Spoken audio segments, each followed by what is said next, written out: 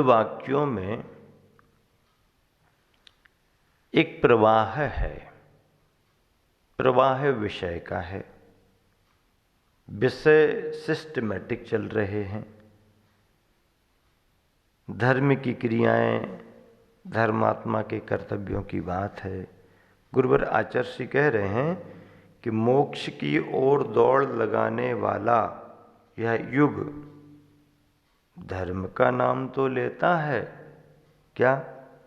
मोक्ष की ओर दौड़ लगाने वाला यह युग धर्म की बात, धर्म का नाम तो लेता है, किंतु धर्म की भावना नहीं रखता।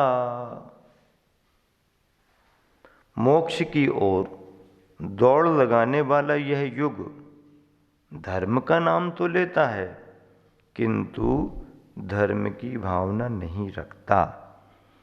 सुख शांति चाहते हुए भी उसके पथ पर चलना पसंद नहीं करता। सुख शांति चाहते हुए भी, चाहता तो सुख शांति है। क्या चाहता है? क्या चाहता है? जोर से तो बोलो। क्या चाहता है? सुख शांति। चाहता तो सुख शांति है, लेकिन चाहते हुए भी उसके पथ पर चलना पसंद नहीं करता। पथ पर चलना पसंद नहीं, सुख शांति मिल जाए, ऐसे कुछ होता है क्या? नहीं, ऐसे नहीं होता। पथ पर चलना बहुत जरूरी है। पथ पर चलोगे नहीं तो मंजिल कैसे मिलेगी? तो मोक्ष की ओर दौड़ लगाने वाला यह युग, वर्तमान का युग, धर्म का नाम तो लेता है, किंतु धर्म की भावना नहीं रखता। नाम लेते रहो, हमें धर्म करना है, हमें धर्म करना है, धर्म महान है, धर्म बहुत अच्छा है। नाम लेते रहो तो क्या होता? किंतु धर्म की भावना नहीं रखता। सुख शांति चाहते हुए भी उसके पथ पर चलना पसंद नहीं करता। दोहा है, भाग्य भला वह क्या रहा, उदय कर्म का मात्र। भाग्य भला वह क्या रहा, उदय कर्म का मात्र। कर्म का उदय मात्र है भाग्य, और कुछ नहीं है। वहां देख मत, वहां देख मत, देख ले जहां धर्म का पात्र। जहां धर्म का पात्र, जहां धर्म की योग्यता है, वहां देख ले, यहां वहां मत देख। भाग्य कोई बहुत बड़ी बात नहीं है। जैसे हम भाग्य कहते हैं, वह कर्म का उदय मात्र है। शुभ कर्म का उदय है तो उसे हम पुण्य मान लेते हैं, अच्छा समय मान लेते हैं। अशुभ कर्म का उदय है तो बुरा समय मान लेते हैं, पाप मान लेते हैं। मतलब अपन कहते हैं ना, हमारा भाग्य ठीक नहीं है, उनका भाग्य तो बहुत अच्छा है। तो भाग्य क्या है बताओ? भाग्य क्या है? किसी ने लिखा है क्या भाग्य? कोई बैठे बैठे यही काम कर रहे हैं कि तुम्हारा भाग्य लिखें, तुम्हारा भाग्य लिखें, तुम्हारा भाग्य लिखें। नहीं, भाग्य कोई लिखता नहीं है। भाग्य तो हम स्वयं अपने कर्मों के द्वारा लिख लेते हैं। जो जैसे कर्म करता है उसका वैसा भाग्य बनता है। और भाग्य नाम की कोई चीज है ही नहीं, कर्म ही सब कुछ है। आपने अच्छा किया, शुभ कर्म का उदय आएगा, क्योंकि शुभ कर्म बंधा। आपने सही नहीं किया, अशुभ कर्म आया, अशुभ कर्म का बंध होगा, अशुभ कर्म उदय में आएगा। इसी शुभ और अशुभ को पुण्य पाप कहते हैं। इसी पुण्य पाप को हम भाग्य कहते हैं। जब पुण्य का उदय आता है तो हम कहते हैं हमारा भाग्य बहुत अच्छा है। जब पाप का उदय आ गया तो हम कहते हमारा भाग्य ठीक नहीं है। भाग्य अपने आप में कुछ नहीं है, हमारे द्वारा किए गए कर्म ही भाग्य बनते हैं।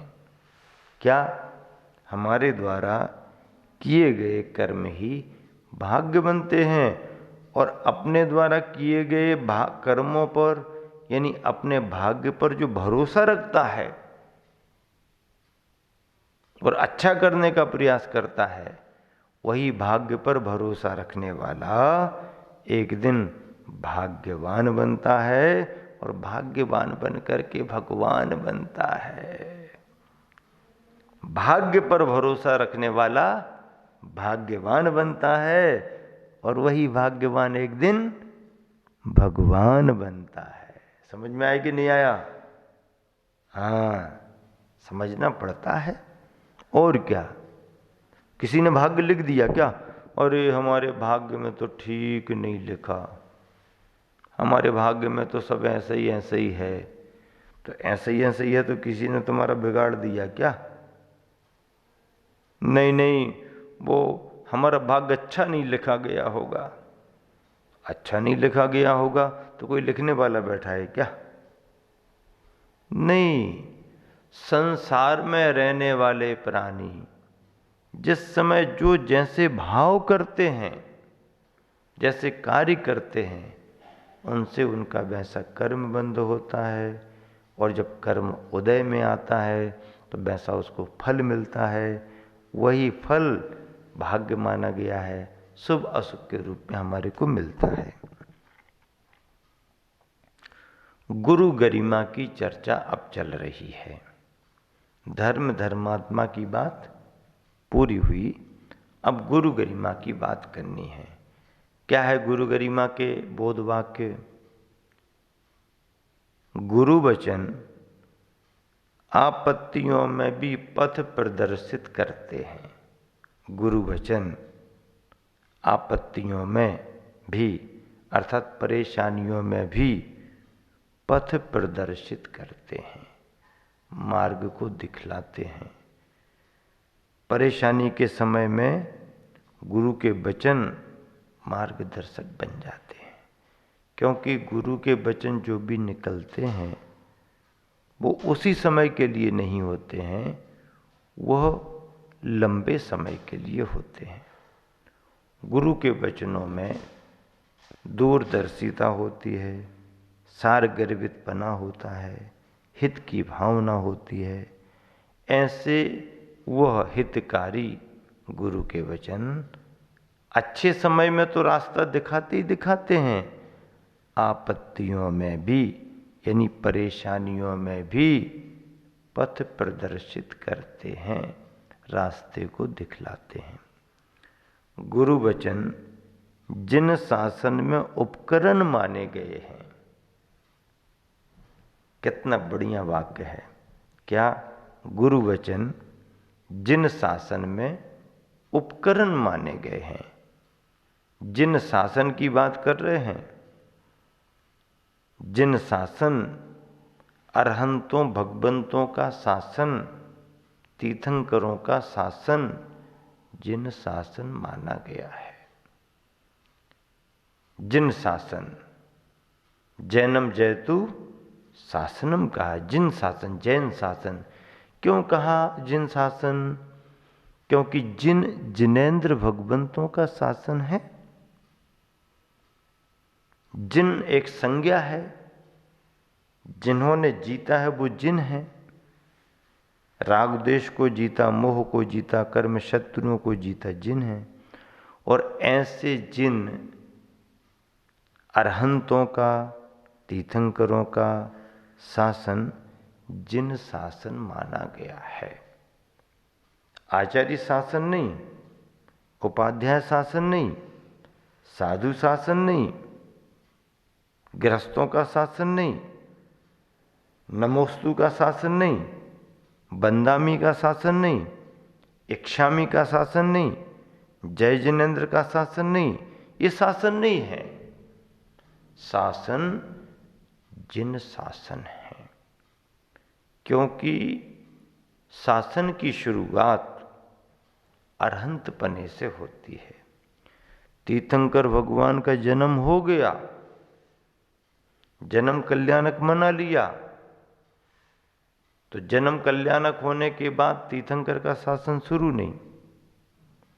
वो राजा बन गए तो राजा प्रजापाल हो जाएंगे, राज्य व्यवस्था चलाएंगे, लेकिन शासन धर्म का शासन नहीं।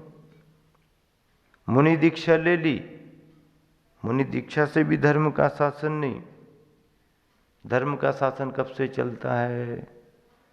धर्म का शासन तीर्थंकरों का जब से तीर्थंकरों को केवल ज्ञान होता है और तीर्थंकर भगवंतों का उपदेश होता है, तो केवल ज्ञान और उपदेश, केवल ज्ञान और उपदेश, केवल ज्ञान और उपदेश, जब से केवल ज्ञान के साथ उपदेश होता है तभी से तीर्थंकर भगवान का जिन शासन माना गया।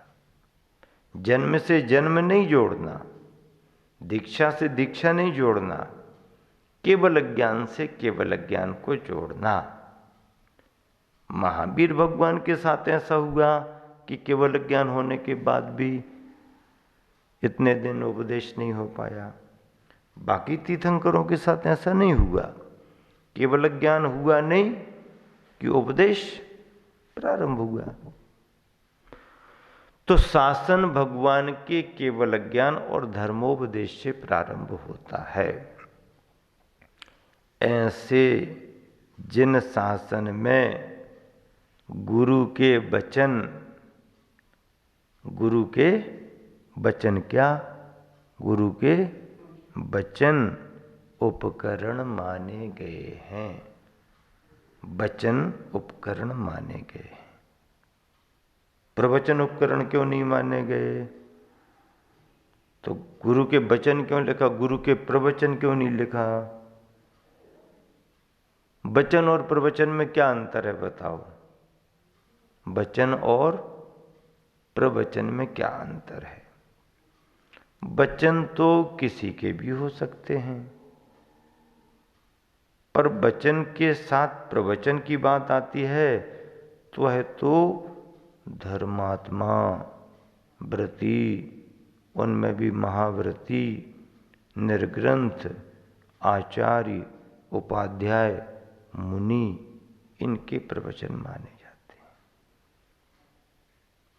प्रवचन का मतलब प्रकृष्ट वचन, प्रवचन, और ये प्रकृष्ट वचन, उत्कृष्ट वचन गुरुओं से ही प्राप्त होते हैं। आचार्य, उपाध्याय और साधु गुरु की श्रेणी में आते हैं। तीनों पद गुरु की श्रेणी में आते हैं। तो ऐसे गुरु के वचन